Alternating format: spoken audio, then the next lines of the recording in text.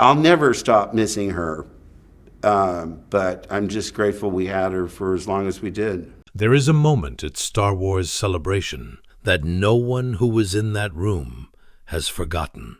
Mark Hamill walked onto the stage to pay tribute to his closest friend, Carrie Fisher.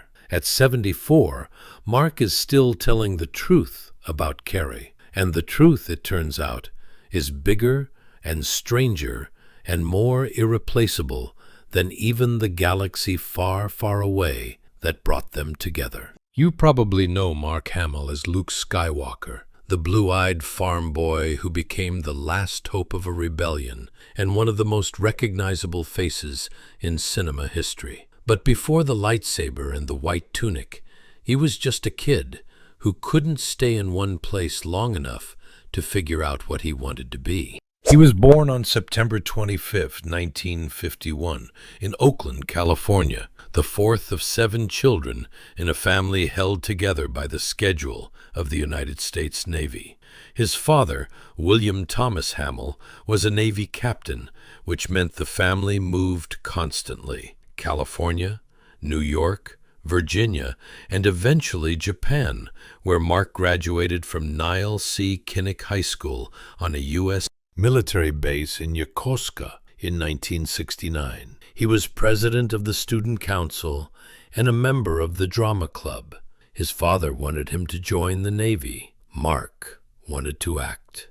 They clashed over comic books, over fantasy movies, over the particular direction the boy's imagination kept pulling him. The Navy captain and his son who wanted to tell stories. It was a tension that would take years to fully resolve. After high school, Mark moved back to California and enrolled in drama at Los Angeles City College, working multiple jobs, including as a janitor, to pay his bills. He was not an overnight success. His early career was a patient accumulation of small television roles, a guest appearance on The Bill Cosby Show, a recurring part on General Hospital, the short-lived sitcom The Texas Wheelers. He was cast as the oldest son in the pilot episode of 8 is Enough, a role that seemed like it might be his breakthrough, only for a different opportunity to arrive before the show went to series. His agent had set up an audition for a low-budget science fiction film with the working title The Adventures of Luke Starkiller. It was directed by a man named George Lucas, who had made American Graffiti and was now attempting something that nobody in Hollywood quite understood.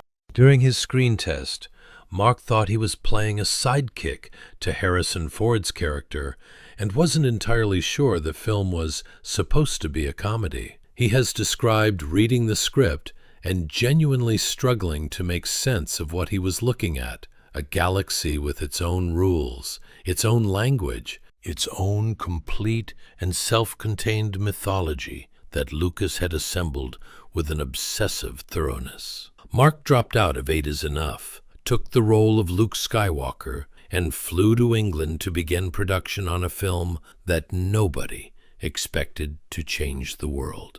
He was 24 years old, and on December 30th, 1975, at an audition in Los Angeles, where Brian De Palma was simultaneously casting his horror film Carrie in the same building, Mark Hamill first sat across from a 19-year-old girl named Carrie Fisher to do a chemistry read for the role of Princess Leia. He has described that first meeting with a precision that tells you he has replayed it many times. He had arranged dinner with her beforehand, just the two of them, before cameras, before the weight of what they were both about to become had settled on either of their shoulders. He has said in nearly every interview where the subject has come up that he was completely unprepared for the person he met. She seemed so much wiser than her years, he told Variety. Very funny, very spontaneous, very witty. At the Star Wars Celebration tribute, he was even more direct. I was bowled over by her humor and her wit, and how sardonic she was, how dark she was. I'm still not thinking of her in past tense. Carrie Fisher was not a person who arrived gently. She was the daughter of two of America's most famous entertainers, singer Eddie Fisher and actress Debbie Reynolds, and she had been living in the blast radius of celebrity since before she could walk. Her father had left her mother for Elizabeth Taylor when Carrie was 2 years old, turning her family into one of Hollywood's earliest tabloid scandals, and giving Carrie a front-row education in the way that fame and love can destroy each other when they occupy the same space. She had made her film debut at 17 in Shampoo, playing a precociously seductive character opposite Warren Beatty. She had already, by 19, developed the sharp, sardonic, deeply self-aware humor that she would carry for the rest of her life, the armor that looked like wit and sometimes was. Mark met her at exactly the right moment for both of them. He was 24 and hungry and still figuring out who he was beneath the ambition. She was 19 and already more fully formed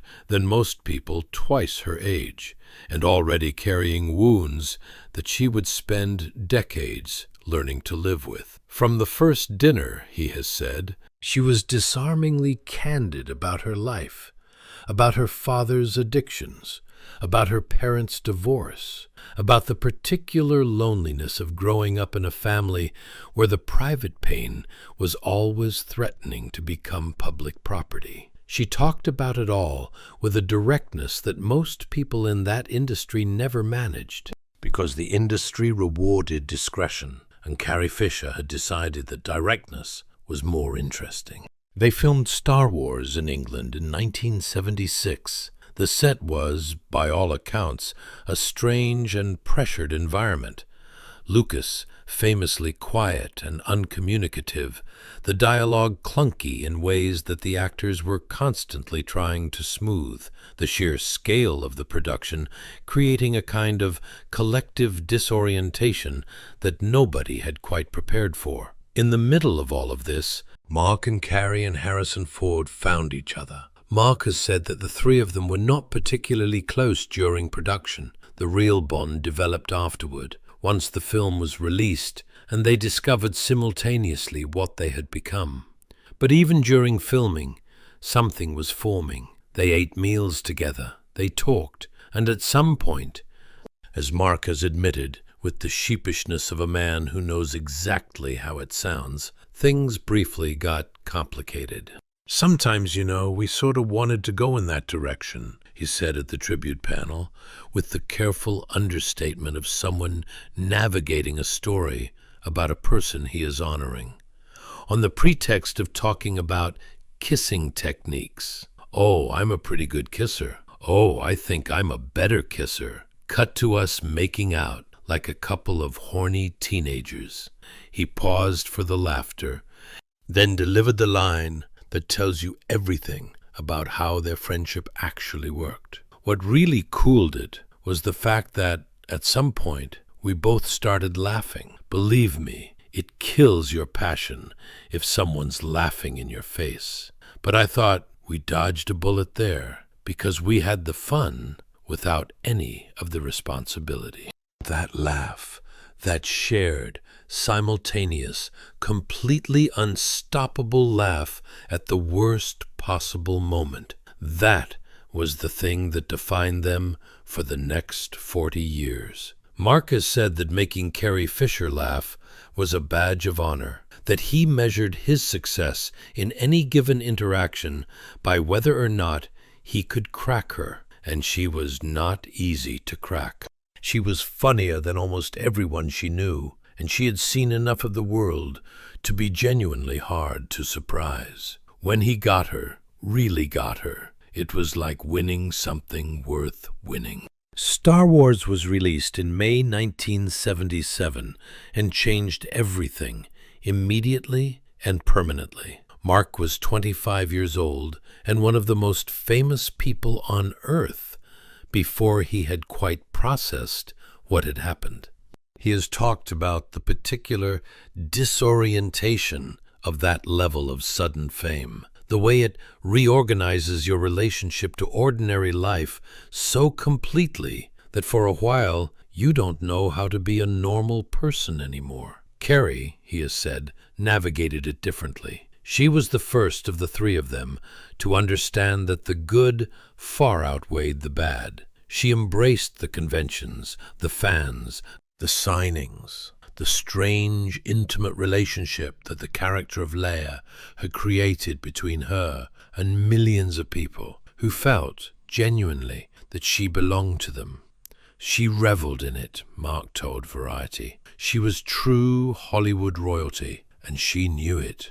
He was less sure of himself. He has described trying, through the 1980s, to establish that he had a career beyond Luke Skywalker, taking theater roles on Broadway, playing Mozart in Amadeus, playing the lead in The Elephant Man, trying to prove to directors and to himself that he was an actor of range and depth who happened to have been in a very successful science fiction film. When he auditioned for the feature film adaptation of Amadeus, the director Milos Forman was blunt. "Oh, no, no, no.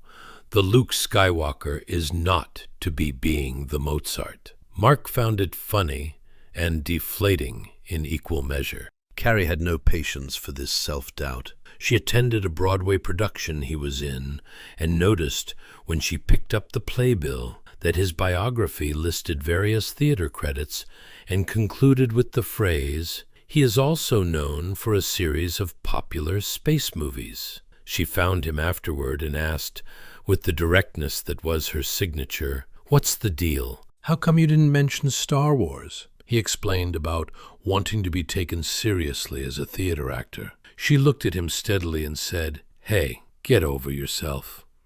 He has credited that conversation many times over the years as the one that reoriented him, that put his relationship to Luke Skywalker and to the franchise and to the fans in a perspective he could actually live with. She was someone who sorted him out, he has said, who put things in perspective when he had lost it. She had also survived things during those years that he watched from the side and could only partially understand. Her battles with addiction, with prescription drugs, with alcohol, with the self-medication that so many people in that industry use to manage the gap between what they feel and what they are supposed to perform, were documented, eventually, in the memoirs she wrote, with a frankness that startled even people who thought they knew her. She had been briefly engaged to Dan Aykroyd. She had married Paul Simon in 1983 and divorced him in 1984, and then dated him again afterward, because the feelings did not obey the legal calendar. She had been in and out of psychiatric care, grappling with bipolar disorder, in an era when the public conversation around mental health was far less evolved than it is today. She wrote about all of it in Postcards from the Edge in 1987, in Wishful Drinking in 2008, in Shockaholic in 2011, not to expose herself, but because she believed that honesty about these things was a form of service, that other people living with the same battles needed someone to stand up and name them. Mark watched this from the particular vantage point of the person who knew her longest in the industry. He has described her advocacy for mental health awareness with a reverence that makes clear he understood it as one of the most significant things she ever did, that he ranked it alongside her performances, alongside the memoirs, alongside the speaking tours where she stood in front of audiences and said the things about depression and addiction and the relationship between public image and private reality that people desperately needed to hear. She made you feel, when you were in her presence, like you were her best friend, he said at the tribute. She was so laser-focused on you, so engaging, that it was exhilarating to be around her. The thing she had about her that no one else could match was she made you feel like you were her best friend. And then part of me did fall in love with her. I think every guy that she met, Dan Aykroyd has told me stories.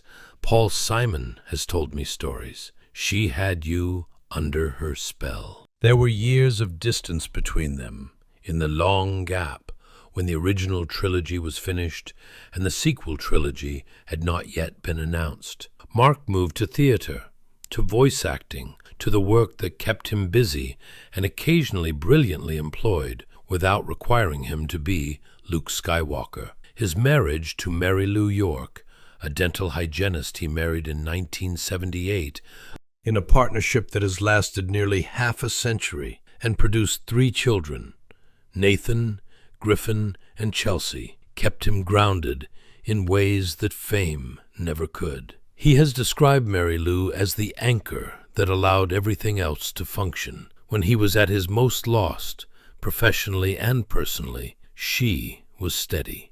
When Disney announced in 2012 that a new Star Wars trilogy was coming and that the original cast would return, Mark's immediate reaction was complicated. He has been honest about this. He was not sure he wanted to go back. He was not sure Luke Skywalker was something he had more to say about, and he was not sure, at 61 years old, what it would feel like to step back into the white tunic and the lightsaber after 30 years away.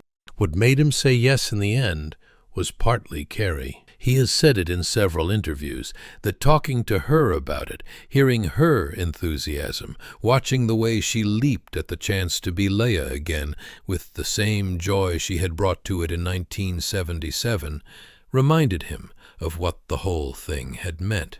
That she was still, at 56 years old, the person who understood what they had been given and who refused to be ungrateful for it. She was excited about The Force Awakens in a way that was completely unguarded and completely infectious. And when they were on set together again, after 30 years, it felt, he has said, like no time had passed. They were Luke and Leia, yes, but they were also Mark and Carrie, still finishing each other's sentences. On December 23, 2016, Carrie Fisher suffered a cardiac arrest aboard a flight from London to Los Angeles. Mark was in the middle of filming The Last Jedi. The news reached him in the way that terrible news reaches people, suddenly, without preparation, in the middle of an ordinary working day. He posted on Twitter immediately, as if 2016 couldn't get any worse.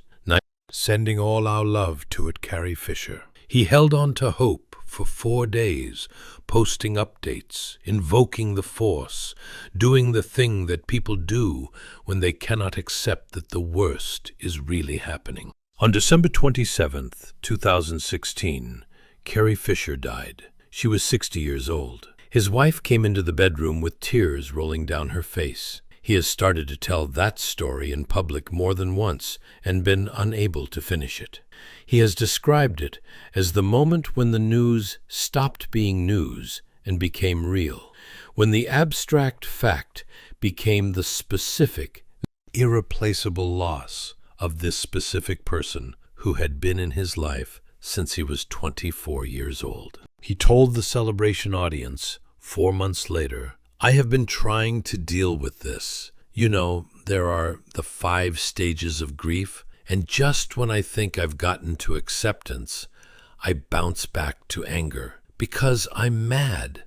She should be here." He had been going back and forth between grief and fury for months, and would continue to for years. In 2024, at a fan convention in Chicago, he became emotional, describing the moment his wife delivered the news, trailing off mid-sentence, unable to complete it. He told the crowd, "It forever altered how I reacted to Star Wars in general. The heart was gone. I don't talk about it because I don't like reliving it." The Last Jedi, which was dedicated to her memory, required him to process his own grief publicly and on camera simultaneously, to complete a film that contained her final performance as Leia while carrying the knowledge that she was gone. He has said that watching her in the finished film is still, every time, an ambush, that he knows it's coming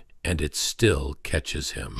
She had once told him what she wanted him to do at her funeral. "If you go first, I'll heckle your funeral," she said. She asked him to do the same for her. He didn't. He stood on a stage in Orlando in April 2017 and told stories and read from a statement and choked up in front of thousands of people who loved her. And he didn't heckle. He honored her. Because that is what you do when the person who is supposed to be immortal is suddenly, permanently gone. He did, however, hold on to one image of her. He shared it at the end of the tribute to close the hour. "When I think of her," he said, "she's looking down from the celestial stratosphere with those big brown eyes, that sly smile on her face as she lovingly extends me the middle finger. And that's how I want you to think of her." That was Carrie. At 74, Mark Hamill continues to honor her in the ways available to him. When she received her star on the Hollywood Walk of Fame in May 2023, he was there, reading from the statement he had written in 2016, that she was our princess, damn it, and adding in his own voice, "But everything would have been so much drabber and less interesting if she hadn't been the friend that she was. I'll never stop missing her, but I'm so thankful we had her as long as we did. I'm grateful for the laughter, the wisdom, the kindness, and even the bratty, self-indulgent crap my beloved space twin drove me crazy with through the years. So thank you, Carrie. I love you." That is the truth Mark Hamill tells about Carrie Fisher.